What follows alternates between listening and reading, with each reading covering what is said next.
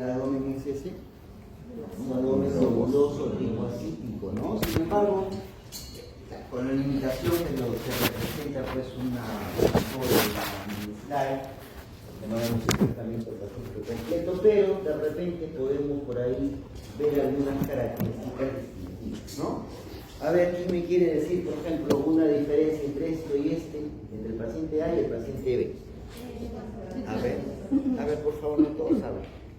Bueno, hasta donde veo la circulación, bueno, en la A podemos ver circulación periférica, algo que no está Circulación colateral. Colateral, disculpe, y no tan notorio como en la B, al menos no tan notorio como la B, ¿no es cierto? Entonces los dos impresionan un abdomen asítico, ¿verdad? Una distensión importante, y claro, aquí es llamativo finalmente pues la circulación colateral, ¿no es cierto? ¿Cómo paso con esto? Entonces, ¿qué otro dato semiológico de repente podemos obtener? ¿Qué otro dato semiológico de repente podemos obtener? Acá vemos, por ejemplo, los bracitos del paciente, ¿no? Acá también se entiende más o menos así, pero son pacientes que están venidos a menos, son pacientes adelgazados, ¿no? O demasiados. ¿Qué otra característica semiológica tal vez podríamos rescatar de ahí? Uno está brillando y el otro un poco seco. Uno está brillando y el otro un poco seco. Bueno, como digo, ese es el efecto ya de la coloración tal vez, ¿no es cierto? Acá de repente podemos inferir de qué coloración podría estarse viendo acá. Un poquito pintérico aparentemente, ¿no? Acá, bueno, acá no se nota, o no lo tiene. ¿Tendrán el mismo origen esta citis en el paciente A y el paciente B? ¿Será lo mismo? ¿Cómo abordamos la citis? ¿Será lo mismo en todos los pacientes? ¿Qué debemos hacer? A ver, delegado, ¿qué dices? ¿Tendrá el mismo origen este con este? ¿Qué crees? No, doctor. Considero que la primera imagen podría ser a partir de un problema hepático, mientras que la segunda me parece que podría ser, por ejemplo, por una falta de consumo de proteínas. Una falta de consumo de proteínas. Entonces ya hay una distinción, ¿no? En base a la característica semiológica de un probable o diferente mecanismo fisiopatológico que haya originado la así, ¿no?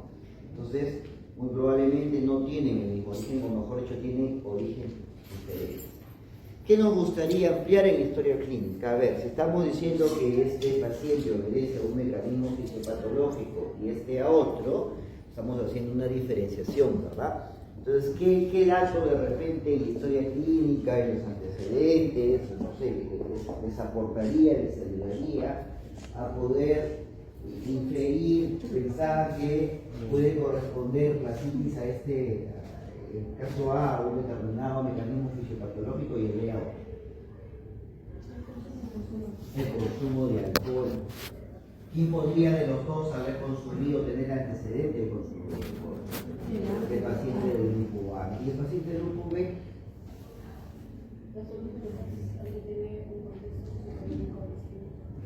Un contexto socioeconómico distinto. Desnutrición. Bueno, los dos es un paciente adulto, ¿no? Eso es mayor, por eso, bueno, básicamente. ¿Qué otro dato semiológico de repente podríamos tener? O mejor dicho, ¿qué otro dato en la historia clínica nos ayudaría a diferenciar uno de otro?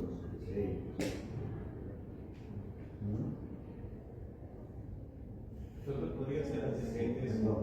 Perdón, sí. Podría ser antecedente de neoplasia. Si este es por antecedente de neoplasia, entonces el mecanismo fisiopatológico o la citis en este paciente, ¿por qué motivo sería? ¿Por qué motivo sería? Sí, por una neoplasia, pero ¿dónde? ¿Dónde? En el páncreas.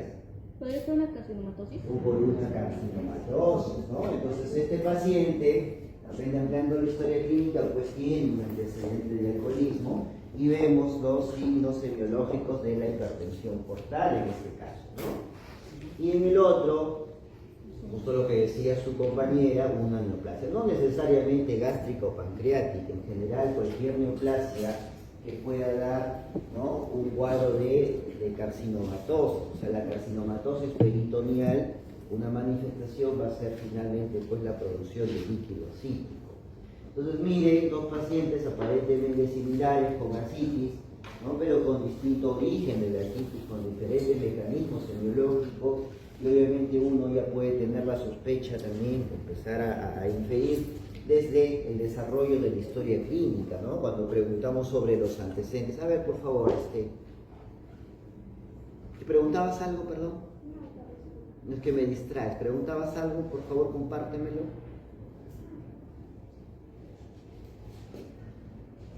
Si no te sientas acá, por favor, ¿no? Porque de verdad me distrae. Ya, entonces lo que vamos a hacer, lo que vamos a evaluar ahora, lo que vamos a comentar un poco es acerca del síndrome ascítico. ¿Por qué síndrome ascítico? Porque hemos visto que puede obedecer a diferentes causas, ¿no? Y tener distintos mecanismos fisiopatológicos. Entonces, ¿qué es la ascitis? Normalmente, bueno, existe una cantidad mínima de líquido peritoneal, menos de 100, que funciona como lubricante entre las vísceras intraabdominales. La ascitis, ¿qué cosa es la ascitis? La ascitis es la acumulación patológica de un líquido cero fibrinoso en la cavidad peritoneal. La mayoría, el 85%, se asocia a enfermedad hepática crónica, ¿no? Sin embargo, también hay otras causas como insuficiencia cardíaca, tuberculosis, carcinomatosis, ¿no? Entonces, causas y mecanismos de la ascitis, como les decía, por hipertensión portal está la cirrosis hepática. Los cuadros que provocan hipertensión portal sin ser cirróticos, es decir, una trombosis venosa portal, una trombosis, por ejemplo, esplénica. El otro día, no fue con ustedes, creo, no sé con qué alumnos fue, ustedes son de semiología, no fue con medicina interna, que había un paciente, por ejemplo, con varices gástricas, ¿no? Con varices gástricas aisladas. Normalmente un paciente cirrótico desarrolla varices esofágicas y en forma secundaria puede desarrollar varices gástricas, pero este paciente tenía solamente varices gástricas aisladas. ¿Y cuál es el antecedente de este paciente? Una pancreatitis aguda severa en su momento, ¿no? Entonces se entiende que la pancreatitis aguda condicionó la trombosis, en este caso una trombosis esplénica, consecuentemente ha generado o ha desarrollado hipertensión portal y pues ha generado la aparición de estas varices gástricas, ¿no? Que ha tenido incluso varios episodios de hemorragia digestiva. Entonces no solamente la cirrosis hepática es la única causa de hipertensión portal, es la más frecuente, pero no todo es cirrosis tampoco, ¿no? Entonces la trombosis venosa portal, la congestión del sinusoide hepático como insuficiencia cardíaca derecha, peritonitis constrictiva. También, por ejemplo, eventualmente vemos pacientes jóvenes, ¿no? Que estos niños que nacen con alguna malformación congénita cardíaca, que les hacen una famosa cirugía derivativa, que es una cirugía de Fontan, y finalmente esta cirugía como consecuencia pues tiene el desarrollo de cirrosis hepática. Entonces hay causas vasculares, ¿no? Hay causas vasculares para el desarrollo también de cirrosis hepática y hipertensión portal. Síndromes edematosos por hipoalbuminemia, síndrome nefrótico, malabsorción, inanición, bloqueo linfáticos abdominales. La tuberculosis, nosotros que exportamos tuberculosis al mundo, la leucemia, el cáncer, en fin. Pacientes con serositis, yo también no sé con quién, creo que vimos, un paciente que viene de reumatología catalogado con una serositis autoinmune, una señora que desarrolla ascitis y bueno, no responde a lo que le dan los reumatólogos, ¿no? Pero básicamente, lo que vamos a hablar es pues, la ascitis por hipertensión portal, ¿no? Como consecuencia de la cirrosis, que es lo más frecuente. Entonces la cirrosis, a lo largo de su evolución, va a condicionar un aumento de la presión en los vasos esplánicos, ¿no? Principalmente en la porta. Entonces va a haber una diferencial, un gradiente venoso arterial por encima de 5, que es lo que define hipertensión portal, ¿no? Clínicamente significativo es por encima de 10, pero por encima de 5 o de 6 ya se considera hipertensión portal. Esta hipertensión portal me va a condicionar una vasodilatación esplánica y lo que el organismo finalmente interpreta es una deficiencia de volumen arterial efectivo. Entonces los vasoreceptores interpretan que le falta volumen Entonces, ¿qué hace el organismo? Pues activa los sistemas vasoconstrictores para forzar al riñón a la retención del líquido, básicamente reteniendo sodio. Entonces activa el sistema nervioso simpático, el SARA, el sistema de la vasopresina, y eso va a condicionar mayor retención de sodio, mayor retención de agua y por lo tanto el desarrollo de la citis, ¿no? Pues finalmente se vuelve como un círculo vicioso, avanza la enfermedad, el paciente tiene mayor vasodilatación espláncnica, ¿no? Y el riñón se esfuerza más en retener más sodio, retener más agua, ¿no? Entonces es difícil interrumpir ese ciclo, ¿no? Entonces ese es el mecanismo fisiopatológico de la citis. Ahora, bueno, acá ya no está exactamente eso no es tema de desarrollo de la clase, pero definitivamente que también esta vasodilatación espláncnica que puede condicionar o condiciona una translocación bacteriana, ¿no? Lo cual va a llevar pues a la formación de antígenos y va a provocar una inflamación sistémica produciendo mayor vasodilatación espláncnica. Esta activación de los sistemas vasoconstrictores, ¿qué va a hacer? Va a forzar o va a hacer que el riñón, su arteria, la cierre más, va a provocar hipoperfusión renal y nos puede desencadenar en un síndrome hepatorenal. Entonces, ¿qué debo hacer siempre que me enfrento a un paciente con asitis? Pues debo hacer el estudio del líquido cíclico, ¿no? Entonces, ¿dónde hago la paracentesis?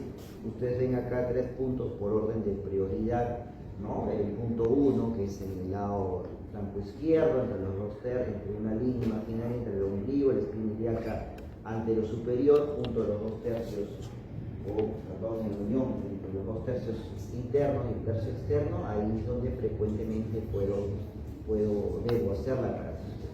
Eventualmente se puede hacer acá en el número 2, pero hay que considerar que eventualmente acá podemos pinchar el ciego, ¿no? Sobre todo en pacientes que toman lactulosa, porque va a haber pues, un mayor aumento del microorganismo. Y en el 3 pues acá tenemos la posibilidad o el riesgo de pinchar de cosa vejiga, ¿no? Los compañeros están llegando acá. Ya, ¿qué hora es? 21. Entonces, esa es la citis de causa por hipertensión portal de causa cirrótica. A la citis no cirrótica, como les decía, la carcinomatosis, su compañera mencionó los neoplasias, ¿no?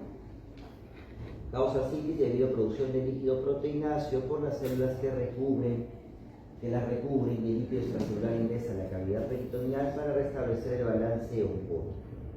Y bueno, se distinguen algunos tipos de asitis, ¿no? La asitis quilosa en los pacientes con linfoma maligno está causada por una obstrucción de los ganglios linfáticos por el tumor y por la ruptura de los vasos linfáticos que contienen el quilo. Infecciones como la tuberculosis, la clamidia, coccidioidomicosis también pueden causar asitis.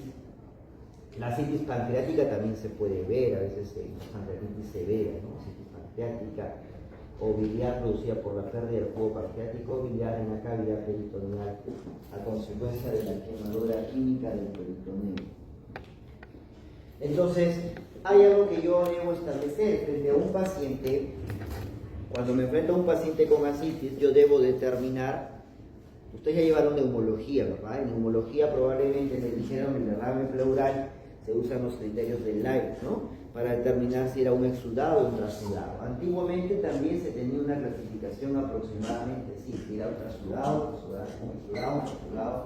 el líquido acítico. Sin embargo,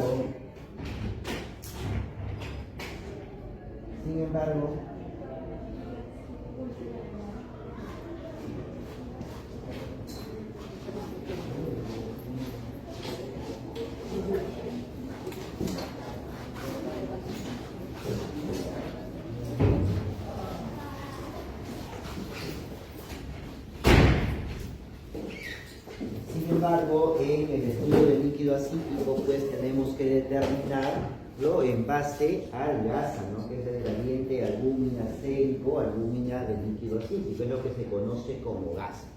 Entonces, para el estudio del líquido acítico no hablamos si es un líquido acítico exudado o trasudado, hablamos si es hipertensivo o no hipertensivo, porque eso me va a diferenciar en dos grandes grupos, ¿no es cierto? Entonces, me va a permitir clasificar la citis, como les decía, como hipertensiva o no hipertensiva, y este GASA, cuando es alto, se va a correlacionar directamente con el diagnóstico de hipertensión portal, ¿no? Aumento de la presión portal. Ahora, les repito, o sea, tener un gradiente alto en el líquido cítico no necesariamente significa cirrosis, es la causa más frecuente, pero no necesariamente. Puede ser una trombosis portal, una otra causa, ¿no? Sin embargo, como dice ahí, no confirma el diagnóstico de cirrosis. Entonces, un gradiente, un GASA por encima de 1.1 se puede considerar que el paciente tiene una hipertensión portal con una precisión aproximada del 97%. Entonces, repito, en el líquido acítico no hablamos de exudado o transudado, hablamos de hipertensivo o no hipertensivo, y si el GASA nos sale por encima de ese valor, pues el paciente tiene hipertensión portal con esta precisión aproximada. ¿No? 5% de los pacientes ya siguen llegando tarde, ya son bien frescos, mis compañeros. ¿Qué era ella? Ya, diga a tus compañeros que ya se retiren de la puerta por WhatsApp. 5% de los pacientes tienen un cuadro de citis mixta, es decir, hipertensión portal por cirrosis, más alguna otra causa sobrevenida, ¿no? Tuberculosis o carcinomatosis territorial. Entonces, acá distinguimos las causas con gradiente alto, con gradiente bajo, ¿no? Con gradiente alto, la cirrosis, hepatitis alcohólica, citis cardíaca. La citis mixta también, por ejemplo, en el servicio hemos tenido pacientes con cirrosis más tuberculosis, ¿no? Con tuberculosis. Entonces, ese gradiente, como es, llega a ser un gradiente hipertensivo por la hipertensión portal, pero resulta que también algunos pacientes pues, pueden tener tuberculosis, ¿no? De hecho, que el alcoholismo crónico también es un factor de riesgo para tuberculosis, porque se asocia también a desnutrición, malnutrición. Las metástasis hepáticas masivas también pueden condicionar un gradiente alto, síndrome de Chiari, trombosis de la aorta, síndrome de obstrucción sinusoidal. A veces también tenemos, por ejemplo, podemos verlos con algunos quimioterápicos, por ejemplo, ¿no? Pacientes que han recibido o que reciben, se ha recibido algún tipo de quimioterapia por alguna neoplasia. Y los de gradiente bajo, carcinomatosis peritoneal, peritonitis tuberculosa, citis pancreática, Entonces, ¿qué cosa debo analizar en el líquido acítico? Primero, el aspecto macroscópico. Nuevamente, el aspecto macroscópico solamente es orientativo, no es diagnóstico, ¿no? Líquido acítico no neurocítico, es decir, lo que no está infectado es transparente, ligeramente amarillento, citrino se le llama. Si es opaco, debido a su contenido alto en neutrófilos, si es rojizo, posesión traumática puede haber coágulos. Sin embargo, como le digo, esto de acá es orientativo, ¿no?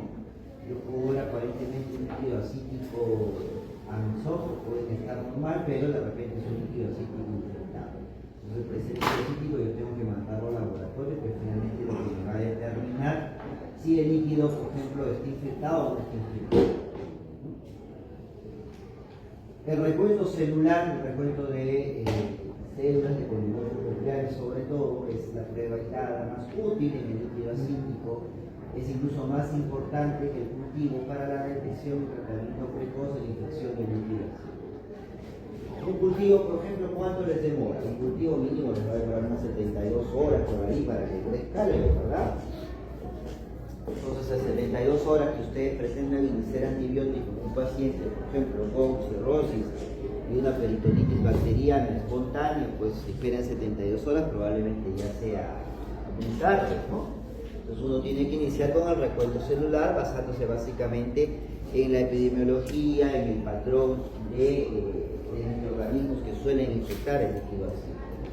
Entonces también tenemos en cuenta el cultivo, pero como prueba ya posterior, ¿no? Entonces yo arranco con un recuento de polimorfos nucleares que si me sale alto por encima de 250, voy a decir que ese líquido está infectado y tengo el sustento necesario y suficiente para iniciar antibióticos en paciente. El recuento de leucocitos en la citis cirrótica no complicada suele ser inferior a 500. Y el límite superior del recuento de neutrófilos o de polimorfos nucleares en el líquido acítico cirrótico no complicado es menor a 250. Este es en el no complicado. Se entiende que en el complicado es al revés, ¿no?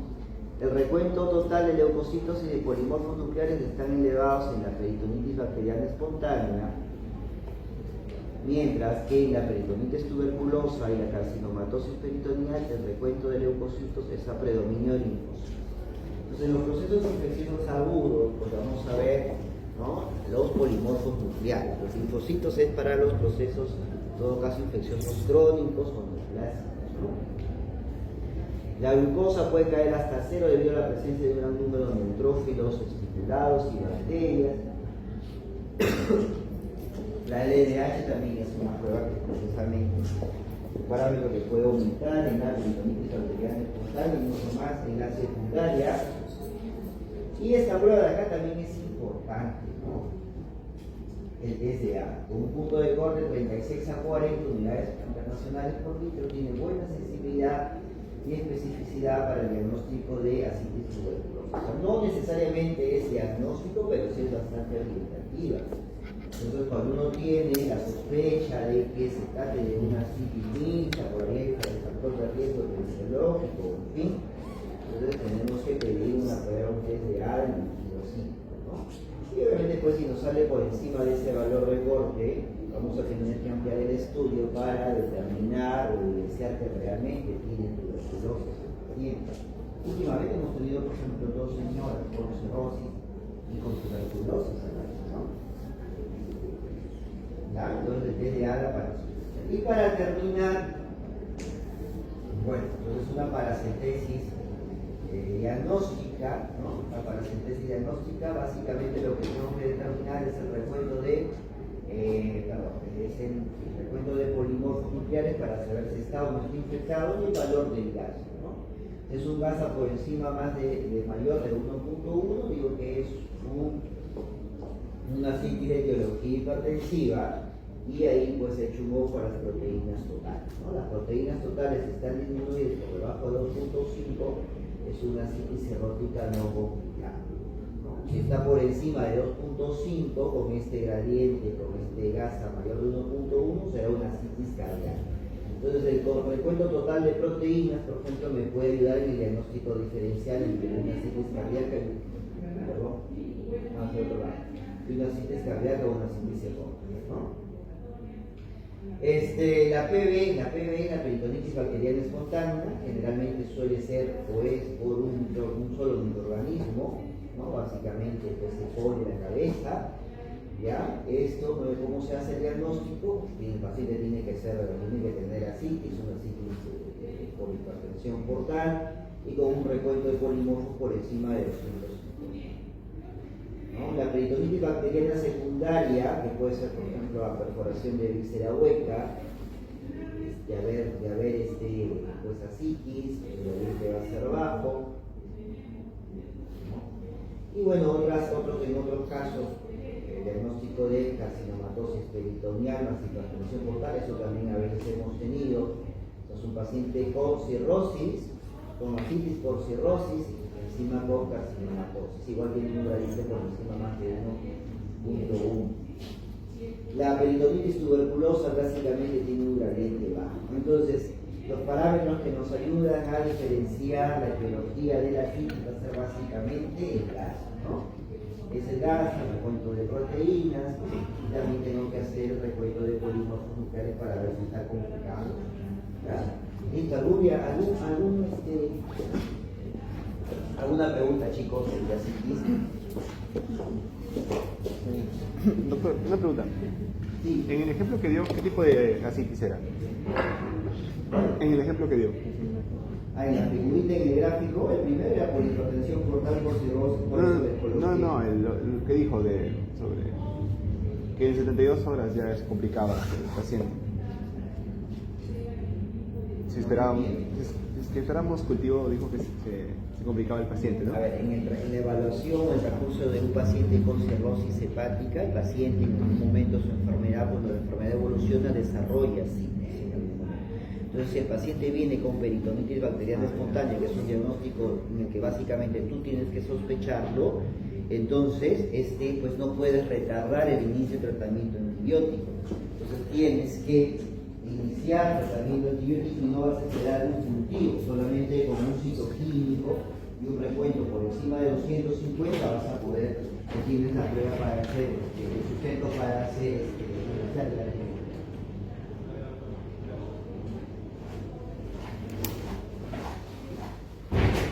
y si están llegando todos los días, están tarde o los caminos para llegar tarde.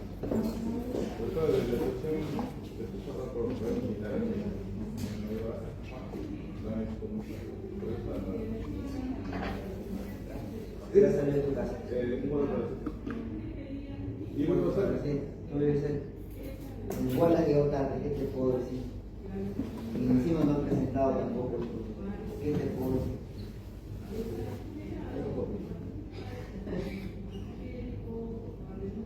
Doctor, ¿qué antibióticos suelen usar en esta peritonitis bacteriana espontánea? Se usan las cefalosporinas de tercera generación, Ceftriaxona.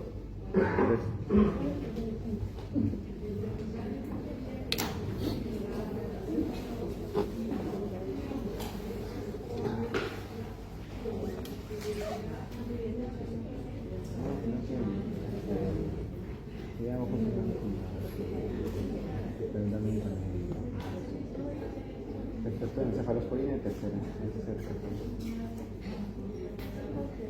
Bueno, entonces ahora vamos a hablar acerca de la hipertensión postal. Solamente es un síntoma. ¿Te gustaba hacerlo? Te estabas estirando ahí. Es un síndrome, ¿por qué? Porque la hipertensión portal también obedece a distintas causas, ¿no? Como ya lo hemos visto inicialmente. Esta poquito de la última vez me gustó bastante, ¿no? Miren los sinusoides hepáticos, acá está la vena central, ¿no?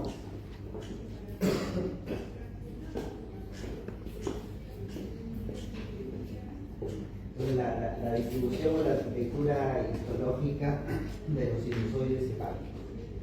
Entonces, recordemos la circulación y histología hepática. La circulación hepática es una circulación especial, ¿no?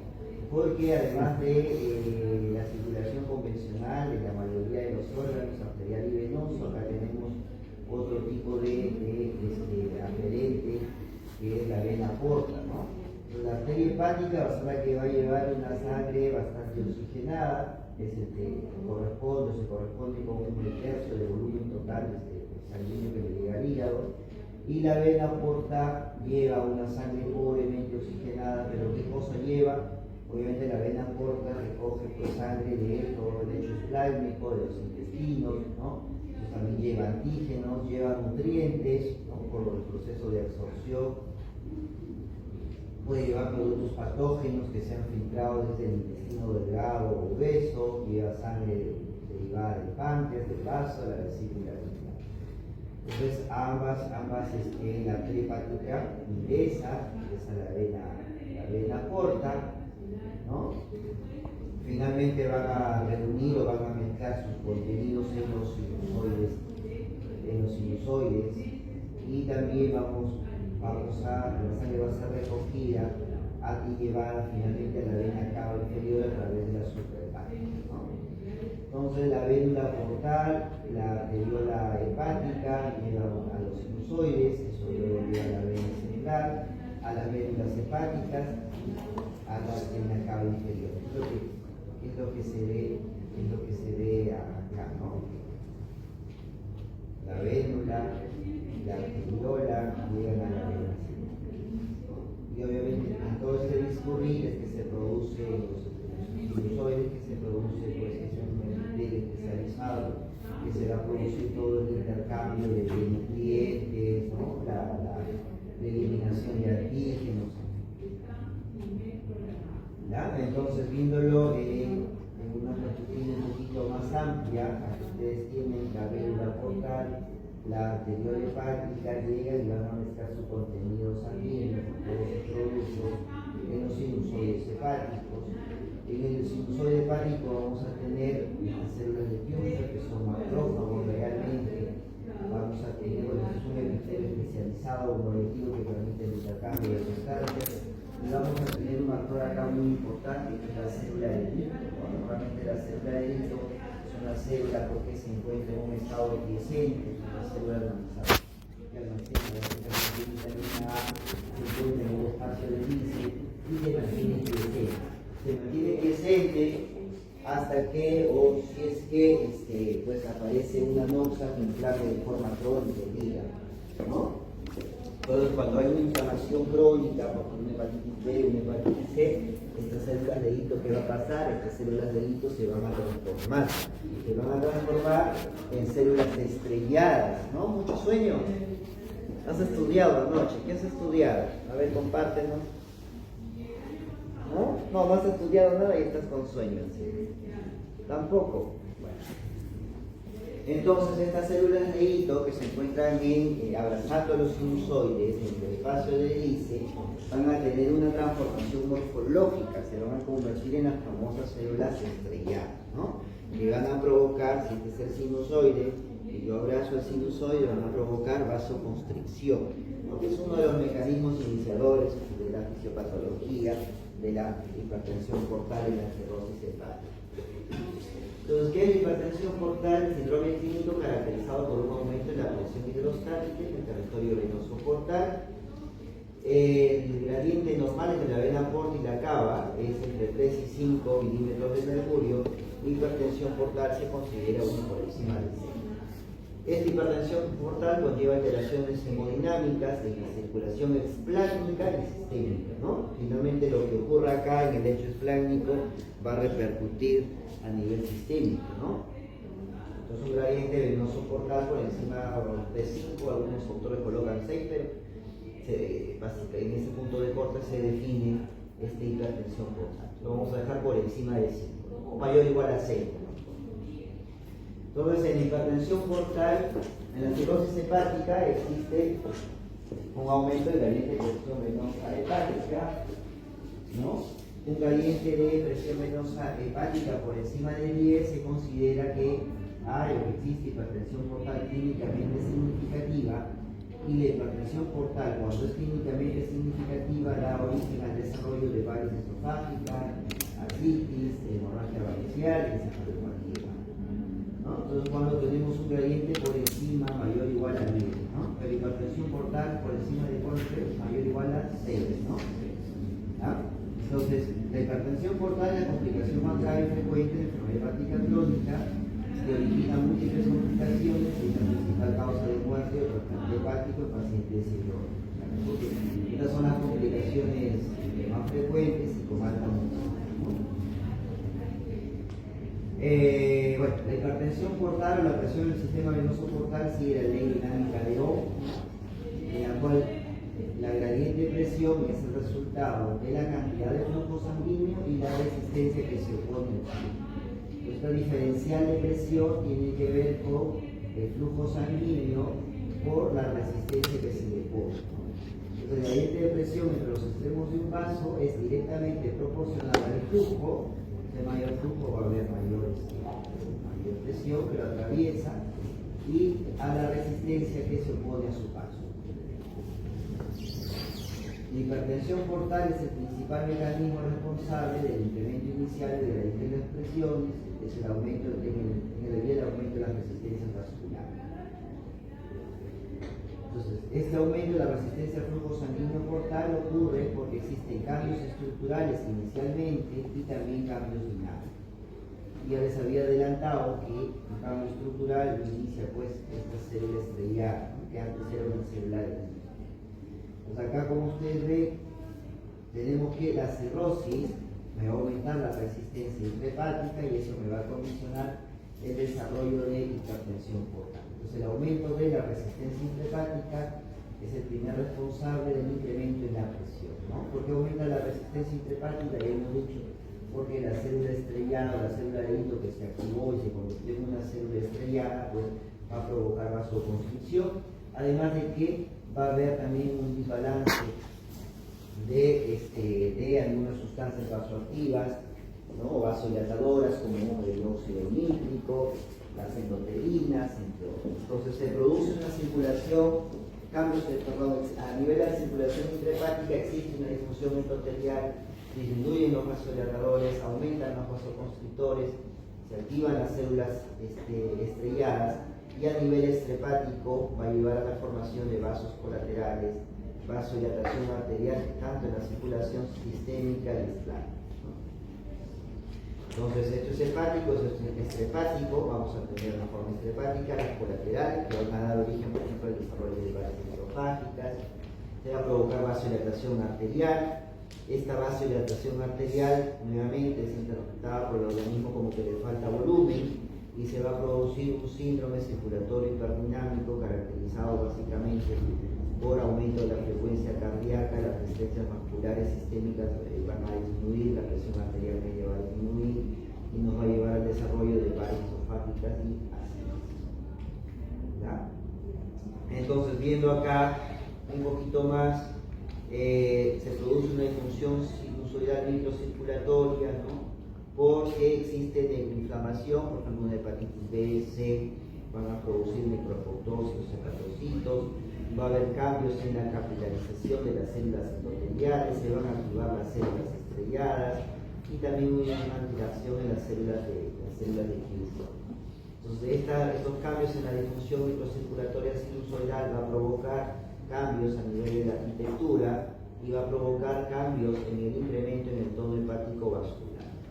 A nivel de la arquitectura va a haber fibrosis, va a haber un remodelamiento vascular, van a aparecer los famosos nódulos degenerativos, y por la parte de la hemodinamia, los vasoconstrictores van a estar elevados, los vasodilatadores van a estar reducidos, y eso va a condicionar una hipercontracción sinusoidal. ¿A qué lleva eso? A una elevación, ¿no?, de la resistencia vascular hepática, y que me va a condicionar hipertensión portal. A su vez, la hipertensión portal también va a provocar en forma extrahepática un incremento de los vasodilatadores, esto es extrahepática por si acaso, ¿ya? Va a provocar un mecanismo de angiogénesis, y finalmente esto de acá me va a llevar a mayor vasodilatación de las arteriolas esplánicas, a un incremento del flujo sanguíneo portal, y nuevamente el círculo vicioso se vuelve a cerrar, condicionando mayor hipertensión portal. ¿Ya? Entonces, la hipertensión portal es causada por una obstrucción en el flujo sanguíneo portal y puede ocurrir en diferentes niveles del sistema venoso portal. Lo que hemos descrito básicamente es la hipertensión portal en el escenario de una cirrosis hepática, ¿no? Que empieza con cambios a nivel a nivel o al interior, pues, de la arquitectura hepática, la alteración de los sinusoides, ¿no?, de la causa o el mecanismo de hipertensión portal debido a cirrosis. Sin embargo, pues hay otras causas de hipertensión portal, como decía, una trombosis porta, una trombosis esplénica, un síndrome de Chiari, ¿no? Entonces, la hipertensión portal es causada por una obstrucción del flujo sanguíneo portal y puede ocurrir en diferentes niveles del sistema venoso portal. En función del lugar de la interrupción del flujo venoso, se puede clasificar en prehepática, intrahepática, posthepática. Prehepática se ocurre en vena esplénica, como el caso que les comentaba, este paciente con pancreatitis, con antecedente de pancreatitis, que desarrolla una complicación como la trombosis esplénica y consecuentemente el desarrollo de varices. La vena porta, antes de su llegada al hígado, de la vena mesentérica. Intrahepática, en el caso de la cirrosis hepática. Poshepática por obstrucción al flujo venoso salida, como por ejemplo puede ser el Chiari, ¿no? Entonces, básicamente esto es lo mismo, o un poco más detallado de lo previo, ¿no? Entonces, acá tenemos la circulación prehepática con la vena porta, todo esto es la circulación intrahepática, y es más, la intrahepática lo podemos dividir a nivel sinusoidal, a nivel presinusoidal y a nivel posinusoidal. ¿Dependiendo de qué? Dependiendo de la etiología, básicamente, que sea la causa de la cirrosis hepática y que me esté condicionando la hipertensión portal. Y poshepática, cuando existe una obstrucción en las venas hepáticas, o pues al inicio puede ser de la vena cava inferior. Entonces, prehepática, tenemos la trombosis venosa portal, la trombosis esplénica. Intrahepática puede ser presinusoidal, sinusoidal, clásicamente cirrosis hepática, también existe posinusoidal. Y poshepática, síndrome de Chiari, sin insuficiencia cardíaca congestiva. Ahora, viendo solamente lo intrahepático, tenemos Si es sinusoidal, por ejemplo, la cirrosis, la hipertensión portal que se produce por el alcoholismo crónico, la cirrosis hepática que se produce por etiologías virales, ¿no? Si es presinusoidal, podemos tener hipertensión portal desarrollada en este caso por colangitis biliar primaria, colangitis estenosante primaria, enfermedad poliquística del adulto, o sea, pueden condicionar la hipertensión portal. Postsinusoidal, si existe enfermedad veno-oclusiva, ¿no? Que puede ser secundario a determinados quimioterápicos o neoplasias malignas primarias vasculares, ¿no? Como las que ustedes ven ahí, hemangio, endotelioma de tiroides, entonces, la hipertensión portal prehepática es la trombosis portal sin hepatopatía subyacente, se considera la segunda causa más común de hipertensión portal. La principal causa de trombosis portal es la cirrosis hepática. O sea, muchos pacientes con cirrosis hepática pueden también, o están condicionados, o pueden desarrollar en el transcurso de su evolución de su enfermedad, pueden desarrollar una trombosis portal, ¿no? Entonces ellos tendrían hipertensión portal básicamente de causa intrahepática, pero también favorecida o reforzada por una hipertensión portal prehepática, ¿no? Bueno, esta entidad se relaciona con síndromes mieloproliferativos, cirugías, estados proinflamatorios generados en diferentes órganos del sistema digestivo y el vaso. Claro, lo que le decía hace un momento, la inflamación local, ¿no? Intensa, como puede ser la pancreatitis, puede condicionar o condiciona un estado inflamatorio importante, que puede condicionar, por ejemplo, el desarrollo de una trombosis esclética, ¿no? Otras causas, cirugías bariátricas, esplenectomía, enfermedad inflamatoria intestinal, apendicitis o diverticulitis, se caracterizan por ser importantes factores de riesgo para desarrollar una obstrucción extrahepática del flujo venoso portal. Eventualmente también he visto, ¿no?, pacientes con antecedente de apendicitis que desarrollan luego o algún tiempo posterior, desarrollan manifestaciones de trombosis, de hipertensión portal secundaria a trombosis de la vena portal. También, hasta el 30% de estos pacientes con hipertensión portal prehepática puede haber un trastorno trombofílico sistémico subyacente. Y hasta en el 35% de las ocasiones pueden no encontrarse factores de riesgo que se relacionen con la génesis de la trombosis portal. Bueno, en hematología van a ver, ¿no?, que ya no sé qué han pasado en hematología o están por pasar, van a ver que hay enfermedades que condicionan el desarrollo de trombosis, ¿no? Hay trastornos protrombóticos, como por ejemplo el SAF, ¿no?, que es el síndrome fosfolipídico, por ejemplo, puede condicionar una trombosis también, en algunos casos una trombosis portal, entre otras partes de la economía molecular, ¿no? La hipertensión portal intrahepática, que es el aumento de la resistencia vascular intrahepática, se puede localizar a nivel de los capilares presinusoidales, sinusoidales o cosinusoidales. Las principales causas de hipertensión portal presinusoidal incluyen hiperplasia nodular degenerativa, esquistosomiasis, sarcoidosis, colangitis biliar primaria, colangiopatía autoinmune, fibrosis hepática congénita. La cirrosis hepática es la principal o la primera causa de hipertensión portal sinusoidal y debe estar relacionada también con otros trastornos infiltrativos, como la amiloidosis. La hipertensión portal postsinusoidal está principalmente causada por la enfermedad veno-oclusiva. La poshepática se produce por obstrucción al flujo sanguíneo venoso. Al aumentar la resistencia a ese nivel, la causa más común es el UTI. Y la insuficiencia cardíaca derecha también puede desarrollarse como consecuencia de una pericarditis, una cardiomiopatía restrictiva, una cardiopatía congénita. No sé, creo que es la última. Y esto de acá es básicamente hablando de hipertensión portal por cirrosis, hipertensión portal intrahepática, ¿no? Ustedes ven ahí, histología, dice F1, F3, F4, cirrosis. Existen varias escalas histológicas para caracterizar o para evaluar el grado de fibrosis hepática, ¿no? Recuerden que la prueba Gold estándar ha sido, ¿no?, hasta incluso todavía lo es en algunos casos, pues ha sido la prueba estándar para determinar el grado de fibrosis, ¿no? Y esta es una analogía que los gastroenterólogos se la han adueñado de los patólogos, ¿no? Por ejemplo, que es la escala de Metcalfe.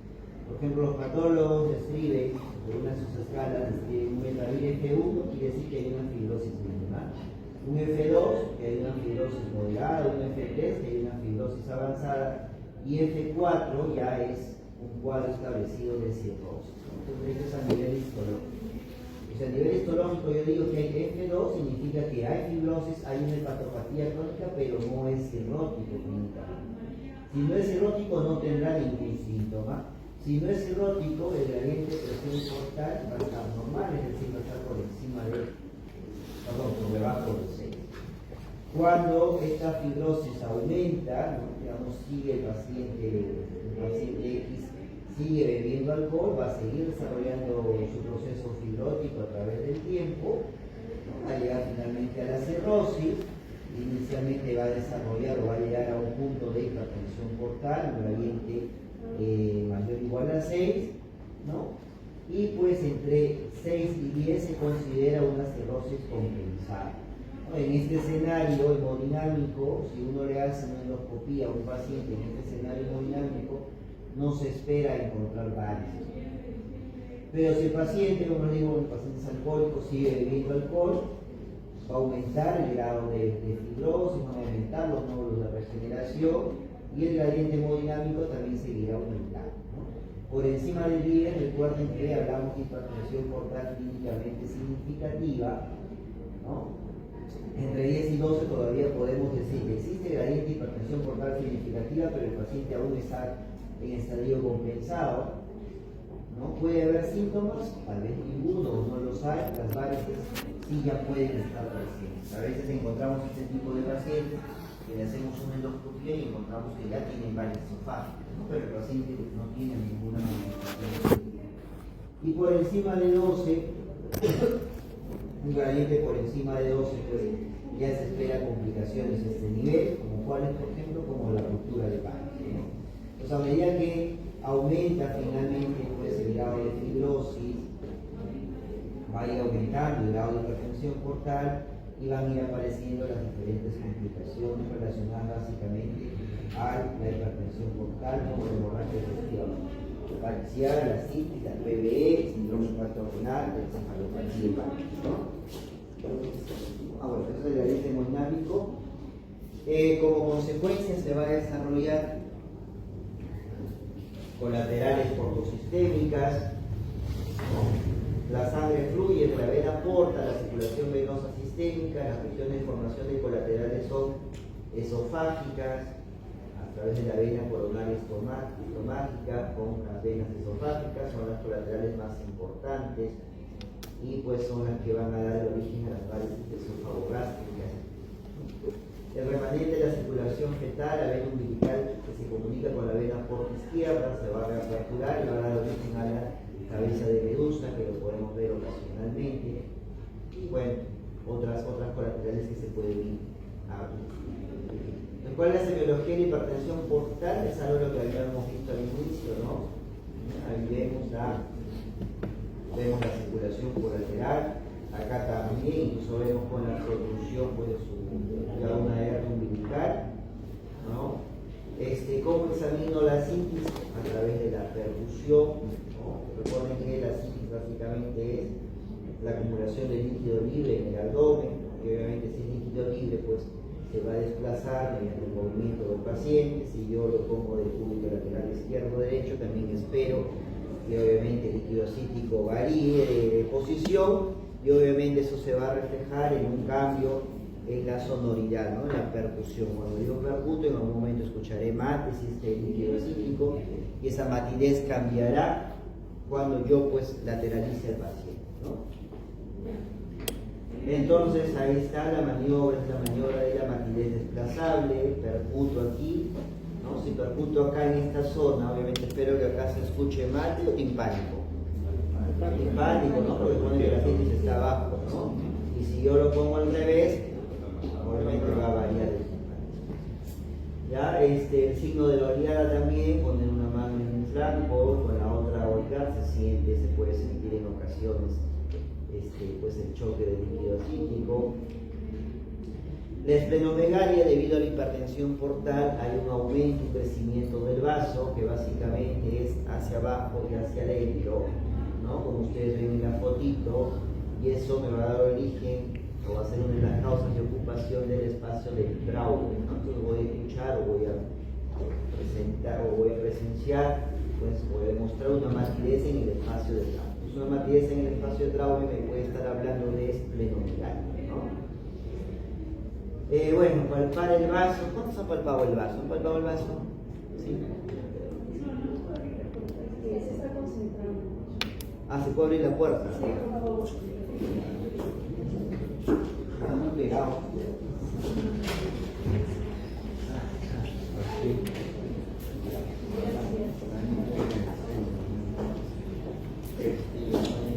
¿Y eso no funciona?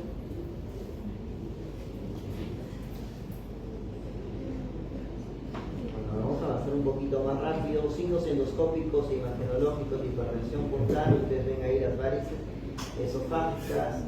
Acá también vemos, bueno, acá se ve la vena esténica trombosada, varices gástricas, la vena porta dilatada. Y los estigmas hepáticos clásicos, ¿no? La ictericia, la hipertrofia parotidia, la telangiectasia, la ginecomastia, la citis con pues, la circulación colateral, las palmas. Listo. ¿Alguna pregunta, chicos? ¿Alguna pregunta? Sobre la ginecomastia. Esplenomegalia, a veces también, por ejemplo, leucemias microides crónicas, síndrome linfoproliferativos, donde el vaso está crecido por el campano. Doctor, ¿por qué se da la ginecomastia? Hay cambios a nivel, en pacientes cirróticos hay cambios a niveles hormonales, hay una disminución general, un aumento en la producción de hormonas, hay un aumento de estrógenos que el paciente puede desarrollar. Y también puede desarrollarlo a través de, contribuye, pues el mismo hiperaldosteronismo, contribuye algunos diuréticos como los diuréticos salvadores de potasio, como la lactona. No, sí. ¿Hay una pregunta, chicos? ¿Por qué se produce la parte hepática? También se entiende que por un cambio en las sustancias vasoactivas endógenas, ¿no? Cannabinoides, óxido nítrico,